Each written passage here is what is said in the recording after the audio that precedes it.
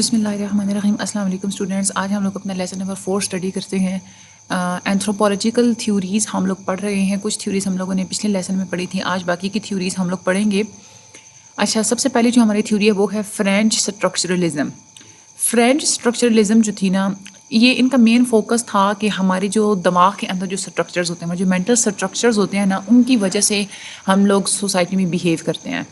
ٹھیک ہے، یعنی کہ وہ جو ایک ہوتا ہے نا لنگوسٹکس، یعنی کہ چیز کو بات کو پہنچانا یا بولنا جو ہے نا، اس کی سائنس کے اوپر جو ہے نا یہ بنے تھے.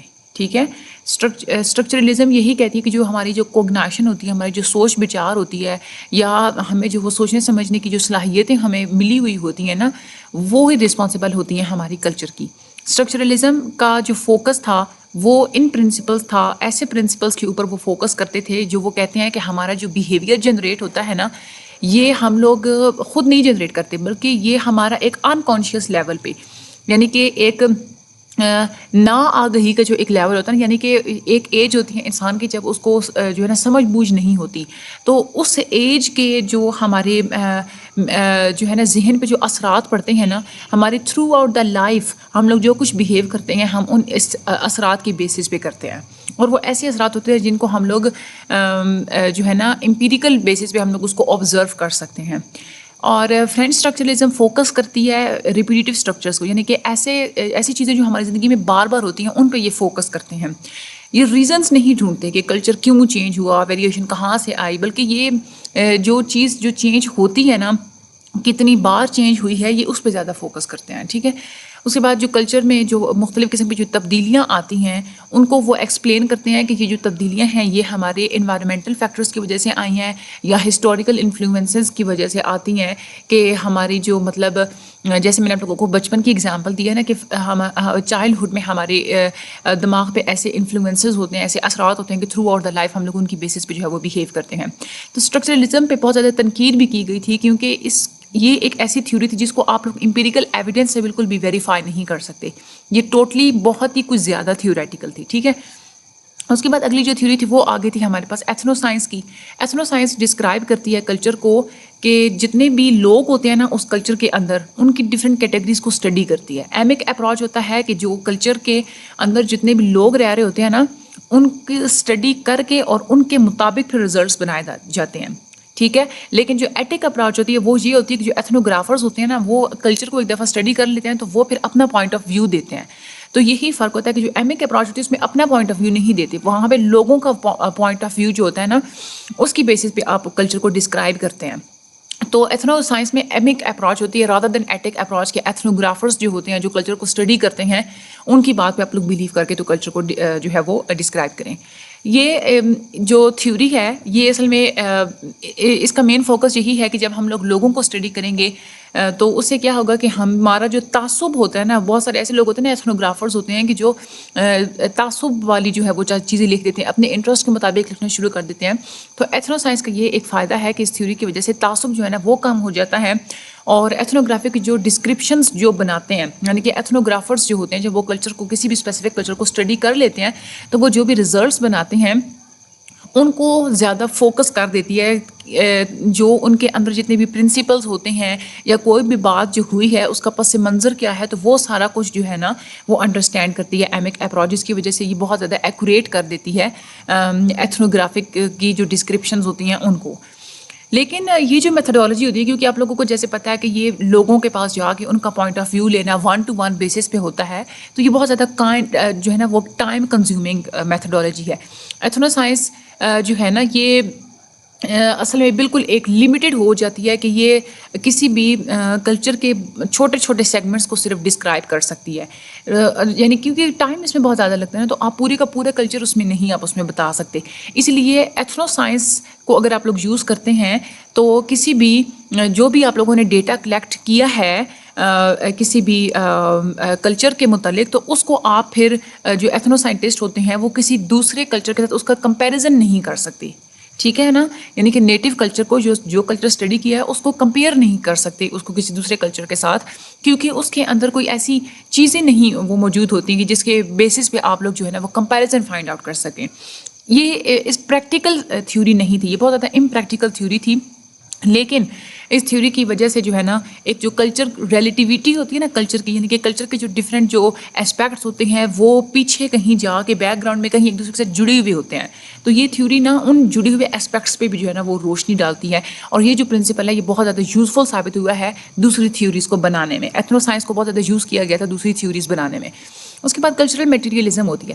کلچرل میٹیریلسٹ جو ہیں وہ ان کا مین فوکس یہی تھا کہ ہمارا جو ان کی جو اپروچ نا وہ سائنٹیفک اپروچ بھی تھی، امپیریکل بھی تھی، 5 سینسز سے بھی آپ لوگ اس کو کر سکتے ہیں، اور ایٹک اپروچ تھی. ایٹک اپروچ تھی یعنی کہ آپ لوگوں کے پوائنٹ آف ویو سے انہوں نے جو ہے وہ رزلٹ نہیں دیا تھا، انہوں نے ایتھنوگرافی یعنی کہ ریسرچرز کے پوائنٹ آف ویو کے مطابق جو ہے انہوں نے یہ تھیوری بنائی تھی.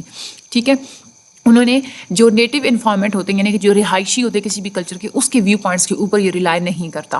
کلچرل مٹیریلسٹ اس بات پہ آرگیو کرتے ہیں کہ جو ہماری جو میٹیریل کنڈیشنز ہوتی ہیں، یعنی کہ ایسی چیزیں جو ہم لوگ پروسیس کرتے ہیں، ایسی چیزیں جو ہم لوگ یوز کرتے ہیں یا رکھتے ہیں، جن کو آپ لوگ ٹچ کر کے فیل کر سکتے ہیں، یا ان چیزوں کو بنانے میں جو طریقے ہوتے ہیں اس کے تھرو آپ لوگ اندازہ لگا سکتے ہیں کہ انسان کس طرح سے سوچتا ہے اور کس طرح سے بیہیو کرتا ہے.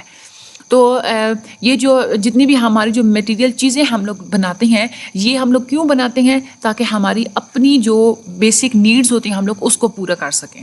ٹھیک ہے، تو وہ وہی بات کہتے ہیں کلچرل مٹیریلزم والے کہ ہماری جو بیسک نیڈز ہوتی ہیں نا وہی ایک پرائمری ریزن ہوتی ہیں کسی بھی کلچر میں تبدیلیاں لانے کے لیے، کلچرل ویریشنس کے لیے.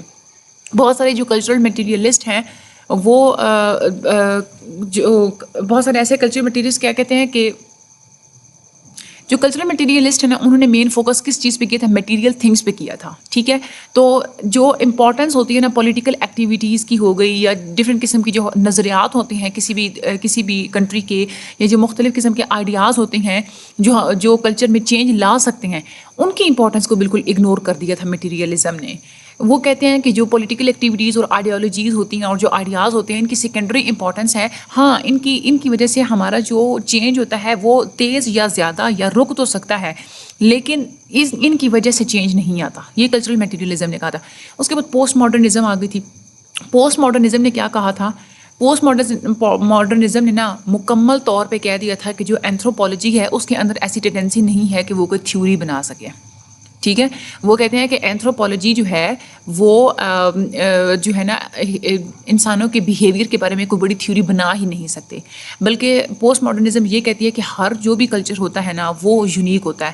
آپ لوگ اس کی بیسس پہ آپ لوگ ہیومن بیہیویئر کو انٹرپریٹ نہیں کر سکتے. پوسٹ ماڈرنزم اصل میں کلچرل ریلیٹیوزم اور ایتھنو سائنس ان دونوں تھیوری سے انفلوئنس ہو کے بنائی گئی تھی. پوسٹ ماڈرنسٹ وہ یہ چاہتے تھے کہ جو اینتھروپولوجسٹ ہیں وہ کسی بھی کلچر کے بارے میں جنرلائزیشنز بنانا چھوڑ دیں. ان کے کہ کوئی کلچر کیسے ہوا ہے، کیوں ہوا ہے، اس بات پہ وہ فوکس کرنا چھوڑ دیں. وہ یہ کہتے تھے کہ کلچرل اینتھروپولوجی جو ہے نا اس کو ایک ہیومنسٹک ڈسپلن بنائیں، یعنی کہ اس میں آپ جسٹ ہیومن کی ڈیولپمنٹ پہ فوکس کریں، سائنٹیفک ڈسپلن نہ بنائیں. اس میں آپ ریسرچ نہ کریں کہ کیوں، کیا ہوا، کب ہوا، کیسے ہوا. تو ان چیزوں کو آپ لوگ چھوڑ دیں. پوسٹ ماڈرنزم یہ بھی کہتے ہیں کہ جو ایتھنوگرافیز ہیں، یعنی کہ جو ایتھنوگرافرز ہوتے ہیں نا، یعنی کہ جو ڈیپلی کسی بھی اسپیسیفک کلچرز کو اسٹڈی کرتے ہیں، ان کو چاہیے کہ وہ جو بھی چیزیں لکھ رہے ہیں وہ وہاں کے لوکل پیپل کے یعنی کہ ان کلچر میں جتنے لوگ رہ رہے ہوتے ہیں ان کے ساتھ وہ کوآپریٹ کر کے تو وہ لکھیں، تاکہ جو اینتھروپولوجسٹ ہیں جو کچھ بھی وہ لکھیں اس میں لوگوں کا پوائنٹ آف ویو بھی ہونا چاہیے. ٹھیک ہے، اس کے بعد ایک لاسٹ جو تھیوری ہے وہ ہماری تھی انٹرپریٹیو اینتھروپولوجی. انٹرپریٹیو اینتھروپولوجی یہ کہتی ہے کہ جو ہماری جو یہ اصل میں پوسٹ ماڈرنزم کے بعد بنی تھی، اور انٹرپریٹیو اینتھروپولوجی فوکس کرتی ہے کہ جو لوکل پیپل ہوتے ہیں نا، کسی بھی کلچر میں جو لوگ رہ رہے ہوتے ہیں، وہ کیسے اپنے ویلیوز کو اور اپنے بیہیویئرس کو انٹرپریٹ کرتے ہیں یا جج کرتے ہیں. ٹھیک ہے، اس میں بھی ایمک اپروچ یوز کی گئی تھی، یعنی کہ لوگوں کا پوائنٹ آف ویو دیکھا گیا تھا. انٹرپریٹیو اینتھروپولوجسٹ فوکس کرتے ہیں کہ جتنی بھی کمپلیکسٹیز ہوتی ہیں ہماری جو انسانوں کے اندر جو نیچر ایسی ہوتی ہے کہ وہ کس قسم کی لیونگ کوالٹیز کو اپنانا چاہتا ہے، اس میں کیا کیا کمپلیکسٹیز ہوتی ہیں، ان چیزوں کے اوپر جو ہے نا وہ انٹرپریٹیو اینتھروپولوجی فوکس کرتی ہے. آگے یوزفل ٹرمز آ گیا. اسٹرکچرل فنکشنلزم ہے، یہ جیسے کہ آپ لوگ پڑھ چکے ہیں کہ اسٹرکچرل فنکشنلزم کیا ہوتا ہے کہ یہ ایسا اسکول ہے کلچرل اینتھروپولوجی کی ایک ایسی تھاٹ ہے جو ایگزامن کرتی ہے کہ کلچر کیسے کلچر کے جو ڈفرینٹ پارٹس ہوتے ہیں نا وہ کیسے سوسائٹی کی ویل بینگ کے لیے کام کرتے ہیں. کنفائنڈ کا مطلب ہو گیا لمیٹیڈ. کلچرل میٹیریلزم کا کیا مطلب ہوتا ہے؟ ہم لوگ پہلے پڑھ چکے ہیں کہ یہ ایک موجودہ ایک سوچ ہے اینتھروپولوجی کی کہ جو ہمارے جو کلچرل سسٹم ہوتے ہیں نا وہ ہماری میٹیریل تھنگس کی وجہ سے جو ہے وہ چینج ہوتے ہیں، کیونکہ ہماری جو میٹیریل تھنگس کی وجہ سے ہماری ٹیکنالوجی چینج ہوتی ہے. تو ہم لوگ ایک تھیوری میں یہ بھی پڑھ چکے ہیں کہ ٹیکنالوجی کی وجہ سے بھی جو ہمارا کلچر چینج ہوتا ہے. ایٹک اپروچ کیا ہوتی ہے کہ جب ہم لوگ ریلائی کرتے ہیں ریسرچر کے ویوز کے اوپر یا کلچرل اینتھروپولوجسٹ کے ویوز کے اوپر، تو وہ ایک ایٹک اپروچ ہوتی ہے. اور ایمک اپروچ ہوتی ہے کہ جب آپ لوکل جو لوگ ہوتے ہیں ان کے ویوز کے اوپر جب آپ لوگ ریلائی کرتے ہیں تو وہ ہماری ایمک اپروچ ہوتی ہے. یہ تھا ہمارا ٹوڈے لیسن. اس میں آپ لوگوں نے اس میں ایم سی کیوز آتے ہیں. ایتھنو سائنس میں کیا ہوتی ہے؟ ایمک اپروچ ہوتی ہے، آپ لوگوں نے یاد رکھنا ہے. کلچرل میٹیریلزم کے اندر کیا ہوتی ہے؟ ایٹک اپروچ ہوتی ہے.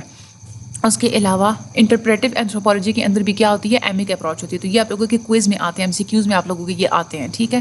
اس کے علاوہ یہ کلچرل الٹریشن اور ویریشن میں کیا ہم لوگ کلچرل الٹریشنز اور ویریشنس کو کیسے ایکسپلین کرتے ہیں؟ دو چیزوں کے سے ایکسپلین کرتے ہیں، ایکسٹرنل انوائرمنٹ سے اور ہسٹوریکل انفلوئنس سے. اوور آل آپ لوگوں نے ان تھیوریز کو اچھی طریقے سے یاد کر لینا ہے. کوئی ایک تھیوری آپ لوگوں کی اگر لانگ میں آ جائے تو آپ لوگوں کو اچھے سے یاد ہوگی، تبھی آپ اس کو اٹیمپٹ کر سکتے ہیں. باقی اگر آپ لوگوں کو کنسیپٹ ہوتا ہے تو آپ لوگ اپنے جو ورڈنگ میں بھی آپ لوگ اس کو کر سکتے ہیں. باقی مجھے اپنی دعا میں یاد رکھیے گا، میں چینل کو زیادہ سے زیادہ شیئر کریں، سبسکرائب کریں. اللہ تعالیٰ سب لوگوں کی مدد فرمائے. مجھے اپنی دعا میں یاد رکھیے گا. Thank you so much and اللہ حافظ.